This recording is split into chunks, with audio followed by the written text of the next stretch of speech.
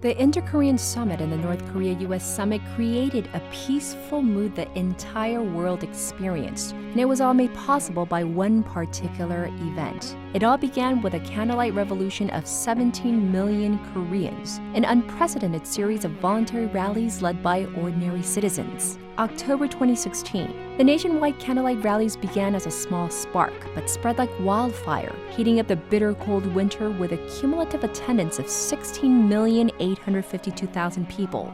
During that time, the number of protesters arrested or deceased, 0. The number of rally sites nationwide, 67. Worldwide, 74. These candlelight rallies began on October 29, 2016 and went on until April 29, 2017, over a span of 183 days. The official 23 days of peaceful protest set a tremendous precedent.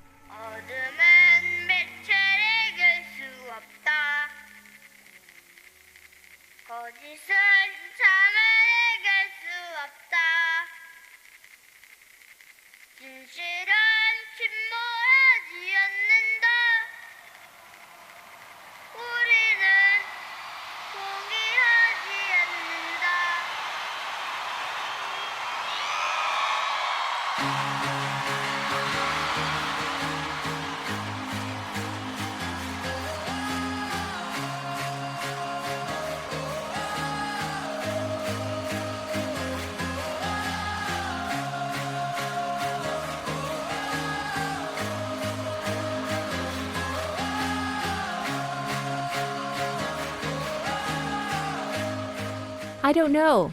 I don't recall. No, I didn't do it. While the entire nation yearned to face the truth, those were the words that were uttered, and the true nature of those in power was revealed.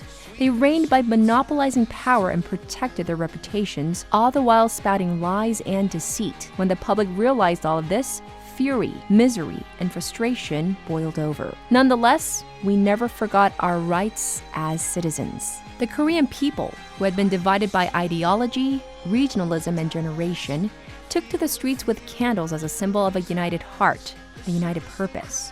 South Korea is a democratic republic. All power comes from the people. That was a moment when those words from the Constitution rode the waves of the people's cries into the candlelit square. With the addition of the powerful fuel of joy and hope to anger and sorrow, candles were able to burn bigger, brighter, and longer. The Candlelight Revolution began with roars of, "What kind of nation do we live in?" But the shame of those cries, soon thereafter, evolved into proud shouts of, "This is the kind of nation we live in." Who would have imagined this kind of revolution, a Candlelight Revolution? The 17 million candlelight vigils revived the collapsed faith and hope of the land. It gave inspiration and courage to mankind with the world's democracy at stake. People went out to the square every weekend, trudging through snow, showing their commitment to democracy and justice with a tenacity never seen before. It was a hot, passionate winter. The community spirit that had once been lost was restored in Candlelight Square. We were able to survive the snow and rain, shivering in the cold, because of the warmth and affection we shared. The youth, teenagers to 30-somethings, took the initiative and breathed life into the revolution, creating the greatest hope and legacy of a progressive core, and thus the Candlelight generation was born. As time passed, the protests became even more electric, but there was patience and order, shouts and marching. The moral fortitude of the peaceful rallies of 1 million or 2 at a time overshadowed the need for show of force or violence.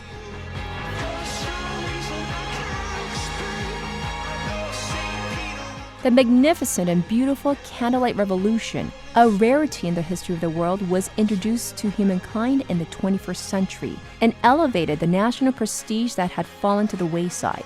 This was a scene of a mission that absolutely needed to be fulfilled.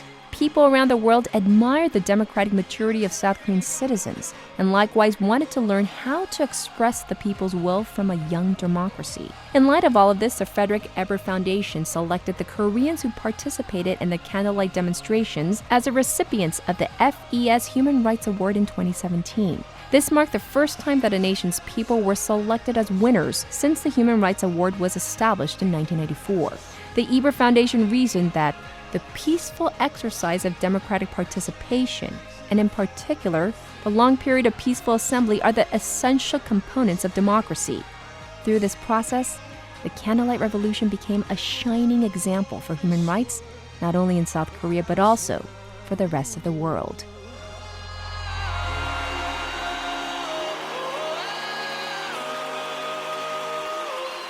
Thank you, everybody.